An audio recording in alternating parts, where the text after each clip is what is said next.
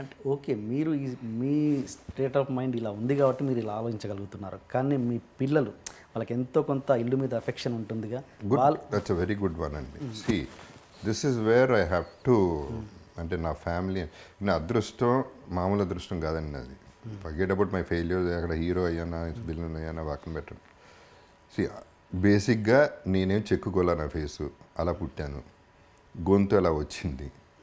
నాన్నగారు వల్ల cinema enter అయ్యాను.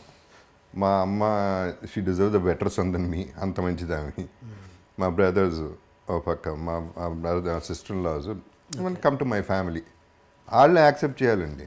నరకం ఎక్కడ ఉంటుంది? ప్రాబ్లం ఉంటే ఇంట్లో ఉంటుంది, ఆ నలుగురి మధ్యలోనే ఉంటుంది. నాకు ఆ ప్రాబ్లం లేదు. బాధపడతారు, డౌట్ లేదు, బాధపడతారు. ఎక్స్ప్రెస్ కూడా చేయలేదు ఎక్కువ, గొడవ అవ్వలేదు, ఆర్గ్యుమెంట్ అవ్వలేదు, ఏ రోజు ఏమీ జరగలేదు. వాళ్ళు ఒకటే రిక్వెస్ట్ చేశారు, ఇల్లు అమ్మద్దు, ట్రై చేయండి అంది. కుదరలేదు, అమ్మాం. దానికి అదృష్టం ఉండాలండి ఫస్ట్. ఫ్యామిలీ బాగుంటాం అనేది అది అదృష్టం, మిగతా ఇంకేం అవసరం లేదు. ఇంకేమున్నా లేకపోయినా బతికేయచ్చు. ఇంటికి నేను ఒకటే అడిగానండి పెళ్ళప్పుడు కూడా, నేను ఒకటే చెప్పా, బయట ఎన్నన్నా పడతాను ప్రాబ్లం లేదు, ఇంటికి వచ్చేపాటు ఒక స్మైల్తో ఉండి చాలు. That is what I want and that is my happiness in life and that is what I'm getting. ఇంకేం కావాలండి?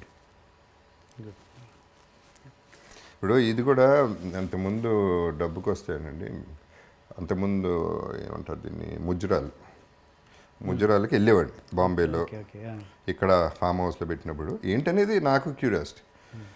2-3 సార్లు చూసి నాకు చాలా చిరాకు వచ్చింది. ఆ నోట్లు అట్ట ఇసిరేయటాలు, ఇక్కడ పెట్టటాలు, ఆడాళ్ళకి అక్కడ పెట్టటాలు. అసలు ఏంటిది? ఏం వాల్యూ ఇస్తున్నాం మనం ఆడాళ్ళకి? స్త్రీకి ఇదే మనం ఇచ్చే వాల్యూ? 100 రూపాయలు 10 రూపాయల కోసం వాళ్ళు పడి దానికోసం కష్టపడటం. వాళ్ళ కానీ పాపం వాళ్ళ బ్యాడ్ లక్ అట్లా అయింది. ఈ ఎదవలకి ఏమొచ్చింది? ఇదే పద్ధతి అంటే? ఐటమ్ ఒక టాయ్ కంటే వర్స్గా ఒక స్త్రీని చూడటం అనేది చాలా బాధ వేసింది నాకు. సో నేను ఎప్పుడు ఏమనుకునేవాడిని, నా ఫీలింగ్ ఇది చేయలేదు కానీ ఒకసారి వెళ్ళాను ముజరాకి, ₹1,00,000 చేతిలో పెట్టి వెళ్ళిపోయాను అంతే. ముజరా చూడలే, ఏం చూడలే. అది నాకు నచ్చింది. At least she'll be happy for 1 month or whatever ఎవర్. ₹1,00,00,000 ఇవ్వాలని నాకు అంత ఆశ ఉందండి అటువంటి వాళ్ళకి. ఇలా కాదు చూడాల్సింది, ఇది కాదు లైఫ్. సో డబ్బు గురించి చెప్తున్నాను, I'm coming back to that point. That is ₹1,00,000 చేతిలో పెట్టగానే నేను చూడను కూడా చూడలేదు. యాక్చువల్లీ నాకు అంటే ఏదో చూడాలి, తన ఎక్స్ప్రెషన్ చూడాలి, తన థ్యాంక్స్, అది ఏం లేదు నాకు. ఆ కోరిక పుట్టింది, ఇచ్చేసాను, వెళ్ళిపోయాను అంతే. అది హైదరాబాద్లో జరిగింది, ఫామ్ హౌస్లో, ఎవరో ఫామ్ హౌస్లో. ఓకే అండ్ మీ అమ్మాయి, మీ చిన్న పాప గురించి మాట్లాడదాం. చిన్న పాప ఎప్పుడైనా ఆ జనరేషన్ గ్యాప్ ఉంది కాబట్టి ఎప్పుడైనా మీరు ఎలోన్గా ఉన్నప్పుడు దగ్గరికి వచ్చి డాడీ అని తన ప్రాబ్లమ్స్ మీన్స్ అదే ఈ ఫినాన్షియల్ స్టేటస్ కావచ్చు, ఇల్లు అమ్మడం గురించి కావచ్చు, ఏదన్నా మీతో ఎప్పుడైనా పంచుకుందా? ఇద్దరు అమ్మాయిలు ఎప్పుడు కూడా ఆ డిస్కషన్ పెట్టలేదు. ఇన్ఫ్యాక్ట్ పెద్దమ్మాయి మొన్న కూడా, షీస్ 30 years, మొన్న కూడా తిట్టింది, సరిగ్గా పెంచలేదు మమ్మల్ని, ఇష్టానికి ఏది కావాలంటే అది ఇచ్చావు.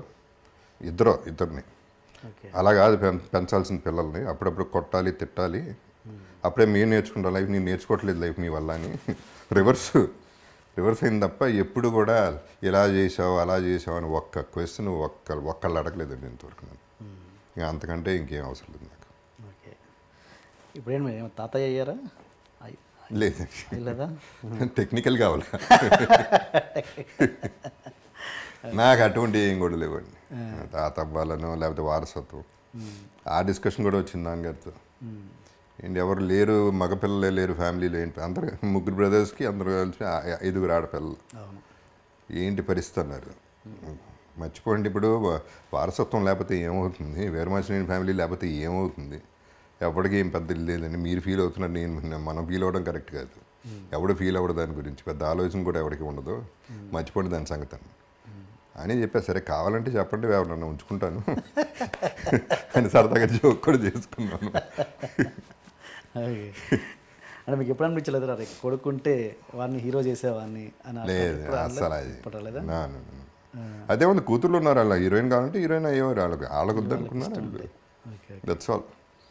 అంటే ఒక ఎక్కడో చిన్న ఆశ ఏంటంటే, మా అల్లుడు అమెరికన్, మా అమ్మాయి ఆఫ్కోర్స్ ఇండియన్, వాళ్ళకి పిల్లడు పుడితే చాలా వేరేగా ఉంటాడు, ఒక అద్భుతంగా ఒక ఒక mix breed everything. I believe in inter caste marriages అండి. ఐ బిలీవ్ ఇన్ ఇట్లా ఉంటేనే culture world will be a better place అనేది నమ్ముతాను.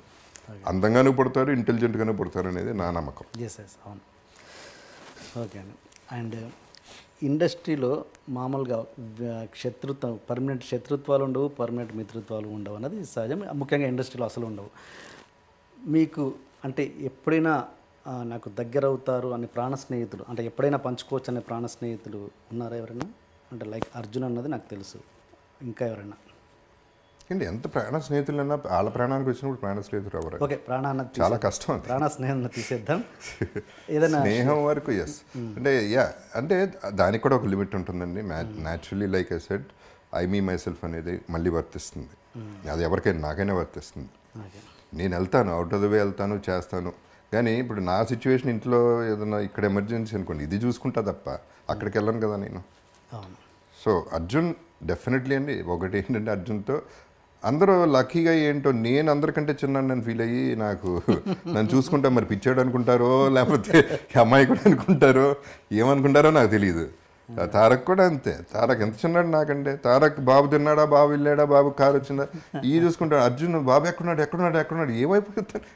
సో అట్లా these people were there for, I mean friends అంటే అది ఫ్రెండ్షిప్ అంటే అండి. అంతవరకు మనం ఎక్స్పెక్ట్ చేయాలి, అంతకంటే ఎక్స్పెక్ట్ చేయకూడదు. దానికి ఒక లిమిట్ ఉండాలి, మన ఎక్స్పెక్టేషన్ కూడా ఒక లిమిట్ ఉండాలి. మీ బ్యాడ్ ఫేజ్లో తన ఒపీనియన్ ఏంటి అర్జున్? బ్యాడ్ ఫేజ్లో అండి అదేనండి. అగైన్ ఒకటనేవాడు నా ఫామ్ది పెరిగితే నేను అమ్మేసిస్తాను. సో అవన్నీ ఓకే. ఫైనల్గా మనం లక్కీగా అంత అవసరం పడింది కానీ అట్లా వెళ్ళలేదు. అడ్వైజ్ అంటే ఏమిస్తారండి అడ్వైజ్లో? ఒక స్టేజ్ తర్వాత ఎవరి లైఫ్ అటు చూసుకోవాల్సిందని. ఒక స్టేజ్ తర్వాత కాదు, ముందు నుంచి కూడా నా లైఫ్ నేను చూసుకోవాలి. ఎవడో చూసుకోడు. ఎవడో చూసుకుంటారని ఎక్స్పెక్ట్ కూడా చేయకూడదు. మనం చూసుకోకపోతే ఎవడు చూసుకుంటాడు? అండ్ ఇప్పుడు అర్జున్ మీద వచ్చిన అలిగేషన్, శృతి అనే హీరోయిన్ వచ్చిన అలిగేషన్ వేసింది కదా, సెక్సువల్ ఇది, దాని మీద మీ ఒపీనియన్ ఏంటి? అది ఎట్టా అలిగేషన్ అండి? ఏం అలిగేషన్ అది? I don't think it's an allegation. సెట్లో 100 మంది, నేను 150 మంది పని చేస్తుంటే ఏం అలిగేషన్ చేస్తారు? ఏం చేశాడు? ఊరిని వాళ్ళు చెప్పేస్తే నమ్మేయాలండి. ఫ్రెండ్ అని కాదండి. ఆడాలి నేను ఎప్పుడు సపోర్ట్ చేస్తాను. 100% కాస్టింగ్ కౌచ్ అనేది ఎంతో కొంత ఉంది, కాదంట్లా. ఎక్స్ప్లాయిటేషన్ ఎంతో కొంత ఉంది, కాదంట్లా. కొంతమంది ఒప్పుకుని దానికి సినిమాల్లో చేస్తున్నారు, చాలామంది ఒప్పుకోకుండా కూడా సక్సెస్ అయ్యి ఉన్నారు. అది వాళ్ళ ఇండివిజువాలిటీని బట్టి ఉంటుంది, వాళ్ళ అవసరాన్ని బట్టి ఉంటుంది. దాన్ని పెద్ద ఇష్యూ చేయటం, ఎస్పెషల్లీ ఇటువంటి ఇష్యూస్ చేయటం అనేది ఏది దొరికింది, ఒక మీటూ దొరికింది కాబట్టి ఇట్ ఈస్ ఐడెంటిటీ క్రైసిస్ అండి.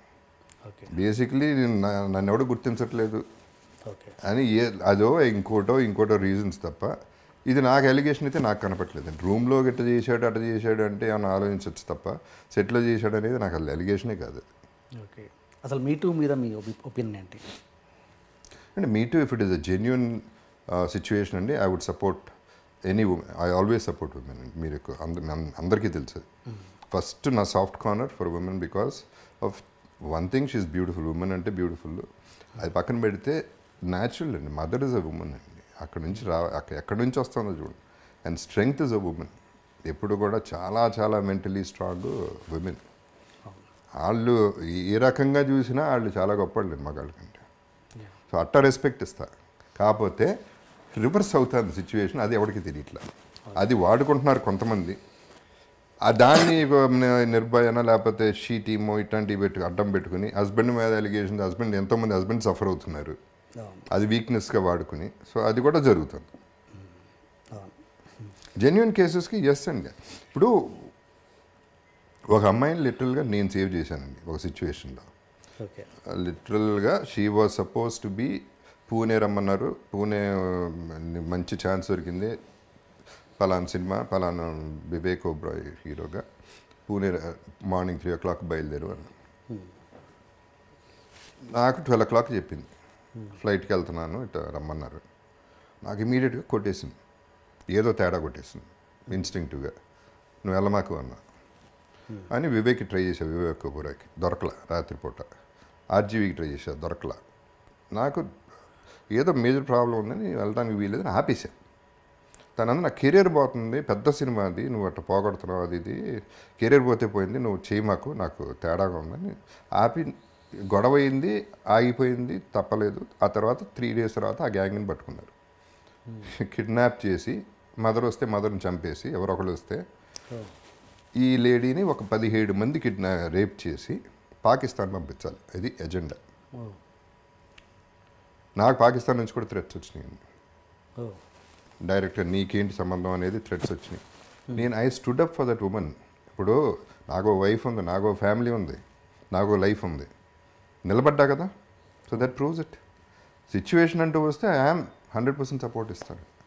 ఓకే. తను ఇప్పుడు ఉన్నారా ఇండస్ట్రీలో అమ్మాయి? లేదు.